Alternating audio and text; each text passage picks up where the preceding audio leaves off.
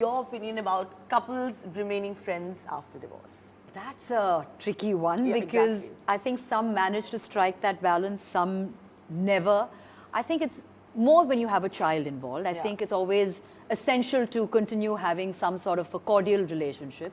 There'll always be that bond. That'll always be that bond. So I think more when when there are children involved, then you kind of still maintain that. But you've done it, I think, beautifully. In fact, maintain such amazing relationships with the family, and I know it personally. And I think that comes from a certain sense of upbringing from where, since where I've grown up, and I think my mother's always instilled that in me, that you can't just snip ties off, or you can't just suddenly behave aloof. And I tell that to my kid as well. So yes, I wouldn't say that Arbaaz and me are best of friends or something like that, but I think we are cordial. We have a very healthy relationship, and and of course our child is our most important factor in our life. So having children does help. Of course, and it's important. It's essential to have that, because I think then it just gets ugly unnecessarily. Now, my next question obviously is, how difficult is it, Malaika, to find love again or to date again after a long marriage? Because I think every woman would feel a little intimidated about jumping back into that dating pool again. But having said that, it's not impossible, and I think every woman should jump back into it with equal, gusto. But and confidence. Absolutely, I think you just need a little time to kind of back away from everything, get a perspective of what's in store, and go out there, date again. Get onto Tinder, get onto wherever, get onto all the apps. Keep going at it. Swipe any left, right, whatever it may be. Have fun, enjoy it. I think for the first time in your life, you'll also kind of discover a sense of freedom. Yeah. So meeting new people is... I think even for the first time to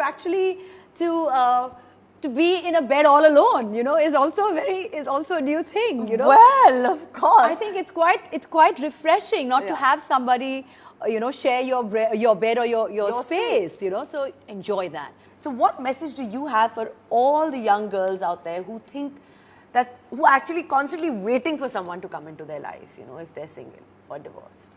Firstly, stop waiting. I think that's the most important thing that you need to do, because I think these are things that happen organically. They happen with a certain they happen in time.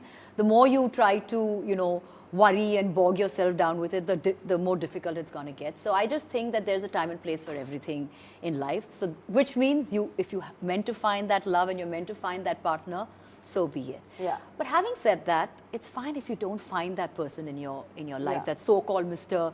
Right or Miss Right in your life. It's fine. So I hope Malaika Arora has been, I can say it, and vouch for it, that she's actually never really spoken. It's been an emotional journey, but you have really set a lot of goals for a lot of women out there.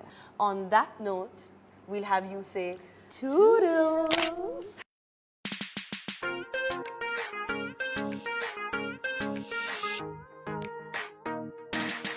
Hey guys, आपको मुझे कोई भी बात बोलनी हो तो leave a comment below. If you want more videos like this, don't forget to hit subscribe.